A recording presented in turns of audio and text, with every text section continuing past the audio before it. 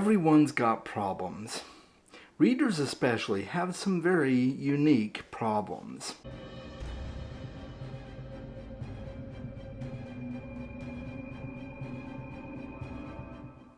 Hey Book Dragons, welcome back to the channel. I'm really glad you're here with me today. I have a tag video for you. I haven't done a tag in a while, so we're going to go ahead and get right to it. But before we do, please make sure if you are interested in checking out other places that you can find little old me, make sure to scan this QR code up here on the screen, or you can find the link to all of my links down in the description below. And you can find a bunch of stuff there like my Patreon and my Facebook page and a whole bunch of different things. So if you're interested in that, check it out. And now let's get to the tag. This is the Reader Problems tag. And I got lots of problems. I was not tagged in this by anybody. I saw this on Fred's channel. That channel is read by Fred. You need to check him out if you have not. And I just really always have a blast watching his channel. And I saw him do this sometime last year. I think it was toward the latter part of the year. And I'm like, oh, that's cool. It's got some really good questions. So I figured, well, I want to do that. So I'm finally getting around to it. And I'm getting my eyes on, well, if I can get my eyes on, there we go. Yeah, woo, I have my eyes on now. We're good to go. All right, are you ready? Here is the first prompt. You have 20,000 books on your TBR. Jeez Louise, I hope I never have that many books on my TBR. I mean, I probably have several hundred or maybe even 1,000, but anyway. So yes, you have 20,000 books on your TBR. How in the world do you decide what to read next? Well, yeah, that's a tough one. For me, I'm a mood reader, and I just pick up books that I feel like reading in most cases. There's a few exceptions to that, but I just kind of have to take it one book at a time, and slowly but surely I'll probably knock that list down. But I don't have really any formula or anything that I go by. I just pick up books I feel like reading, and hopefully my TBR decreases. The likelihood of that happening isn't great, but, you know, it's a problem. That's why it's on this tag. Prompt number 2. You're halfway through a book, and you're just not loving it. Do you quit, or are you committed? Oh, I'm a glutton for punishment, guys. Usually, I will stick through and finish the book. Usually. I have gotten better about DNFing books. But there have been a few that I realized after I finished the book I should have DNF'd it, and I didn't. So I'm trying to be better about that. But I also kind of like to complete a book and see where it goes. Unless there's things that are just drastically bothering me about the book, then I might DNF it. But that's my answer there. Prompt number 3. The end of the year is coming, and you're so close, but so far away on your Goodreads reading challenge. Do you try to catch up? And if so, how? I don't. The last couple of years, I've been really good about actually exceeding my Goodreads goal for the year. But I have had it happen where I've gotten to the end of the year and I just didn't read nearly as many books as I'd planned to read. And I'm okay with that. I don't consider that a failure, because let's say I've set my goal at 70 books and I only read 40. I still read 40 books. That's pretty damn good. So I'm going to say, yeah, no, I'm not going to push myself to complete my goal. You know, I don't want to stress myself out. I don't want to stay up every night, all night, just to finish books, just to complete a goal. It's just not worth it to me. You know, it's kind of an arbitrary goal. You know, it's not something that I'm required to do because my life depends on it. So, yeah. No, if I don't meet my goal, I just don't meet my goal. And I'm okay with that. Prompt number 4. The covers of a series you love do not match. How do you cope? Well, yeah, that is a problem for me. I will usually be a little bit upset if the covers don't match, especially like the front cover. Like, if the spine and the wording on the spine isn't quite all uniform, I'm probably going to be okay with that. But if the covers are completely and drastically different from each other in a series, I'm like, yeah, that kind of sticks out and that doesn't look very good, especially if it's a series I like. So, yeah, I'm a little bit bothered by that. Usually, I try to just let it go and move on. Prompt number 5. Everyone and their mother loves a book you really don't like. Who do you bond with over shared feelings? I really don't know because I don't have a lot of bookish people in my real life circle of friends that live near to me and that I hang out with in person on a regular basis.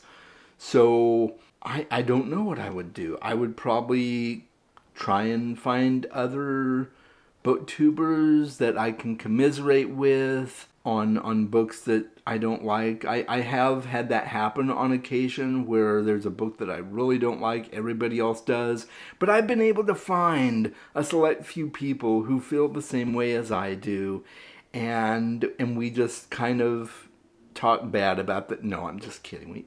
But we just talk about our feelings and why we don't like the book, but I don't really go out book bashing on BookTube in public, right? It's very rare for me to talk heavily bad about a book. So, if everybody disagrees with my take on it, I just kind of keep it to myself. I don't think that everybody has to agree with me. Everybody's different. It's all good. Prompt number 6. You're reading a book and you're about to start crying in public. How do you feel? I'm fine with that. I have no problem crying in front of other people. That's just, if I'm getting emotional about a book, I'm just going to let my feelings go. And I mean, I might not be down on the ground sobbing uncontrollably and making a public spectacle, but I have no problem letting the tears flow. I'm that kind of guy. I'm in touch with my emotions. Prompt number 7. A sequel of a book you loved just came out, but you've forgotten a lot from the prior novel. Will you reread the book, skip the sequel, try to find a synopsis on Goodreads, cry in frustration?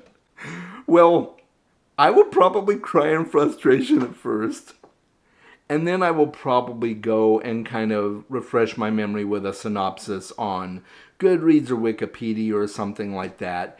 In rare cases, I will reread a book if it's not a chunker. So like with the Earthsea series by Ursula K. Le Guin, it had been several years since I'd read the first book, Wizard of Earthsea, and it was only last year that I really started focusing hard on finishing the series, so I did have to go back and read Wizard of Earthsea. Now, of course, those books were all released, and they have been for some time, but if it's a second book in a series that's a brand new release, I will probably just go and find a synopsis somewhere, unless the book is short and I can easily reread it fairly quickly. So, yeah, that's my story, and I'm sticking to it. Prompt number 8. You do not want anyone borrowing your books. How do you politely tell people nope when they ask? I'm honest. I say, I'm sorry. I make it a practice not to loan out my books. And I will usually tell them my reason why, which is because I have had books destroyed when I lent them out to people.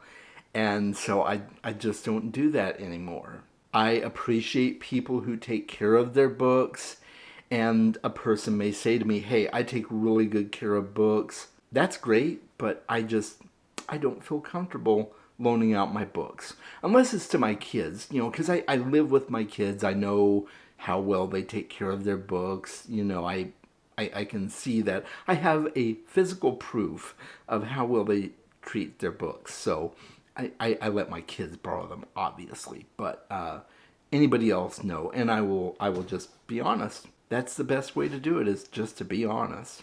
Prompt number 9. You've picked up and put down 5 books in the last month. How do you get over your reading slump? I reread a favorite book. That's usually how I do it. I will reread Ocean at the End of the Lane, or I might pick up House in the Cerulean Sea, or, just books that I know make me really feel good, and I know I'm going to enjoy my experience. So, that'll help me get out of a slump. I will also maybe find a short book to read, like a novella or a short story, just to kind of get the juices flowing again, So those are both good ways for me to get out of a slump. And this has totally happened before. So yeah, I can totally relate to that question. Question number 10. There are so many new books coming out that you're dying to read. How many do you actually buy? Well, not all of them, of course. There might be some that I will buy, especially if I really, really am chomping at the bit to read them. Like if it's the next book in a series and I just can't put the series down, I will probably buy the ones that I have not read yet so that I can have access to them and read them. And I buy books on Kindle, which most of the time are $2.99 to $7.99. Sometimes really expensive ones as well, and I don't really like that. So that doesn't happen very often, but I will usually buy the ones that I'm really, really uptight about reading. And then some of the other ones I'll be like, well, I'll wait until it goes on sale on Kindle or something like that. It's no big deal.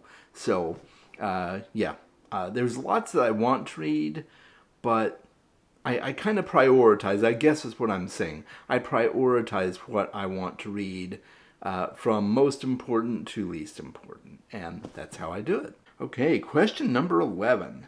After you bought the new books you can't wait to get to, how long do they sit on your shelves before you get to them? Oh, I don't want to talk about this. Yeah, they can sit on my shelf for a while. They can. I have several books on my shelf that I really want to get to, and they just sit there. Yeah, I mean, again, it's a priority thing. So unless I really made it high priority, it's probably going to sit on my shelf for a while. Kind of going back to that first question, 20,000 books on the TBR or whatever. Because I'm a mood reader, I kind of have to be in the mood to read a book. Now, I did start something at the beginning of this year with the Stein of Power, where I draw a name of one of my books off my physical shelf that I have to read that month. So that's helping me get to those books that have been sitting on my shelf forever. So I hope that's going to help alleviate the problem a little bit. But yeah, the reality is, because I'm a mood reader, and unless I've really prioritized it, it may sit on my shelf for a while. And even on my Kindle, like my Kindle bookshelves, I have books on my Kindle that have been sitting there for a year, 2 years. It's a problem. So yeah, I've got problems, guys. I've got issues. I hope you have tissues. And I would love to hear whether you have some of these same problems. Please let me know in the comments below. Oh, I gotta tag people. So let's see. Who am I gonna tag? I am going to tag Tom Orange. I love his channel, and I would love to hear his answers on this. I'm going to tag Chrissy over at Chrissy's Purple Library. I'm also going to tag my quarter life crisis. I would love to hear her answers to this as well. So those are the 3 people I'm tagging. I seem to always do it in threes, right? So those are the 3 people I'm tagging. But if you are watching this and you would like to do this tag, please feel free to do it. Tag me, let me know that you did it, and I would love to go watch your version. And I think that's it, guys. I've taken up enough of your time sharing with you all my problems and burdening you with them, and I think I should probably sign off now. Until you see me next time, please make sure that you read more books. And maybe you can come back and tell me what they were.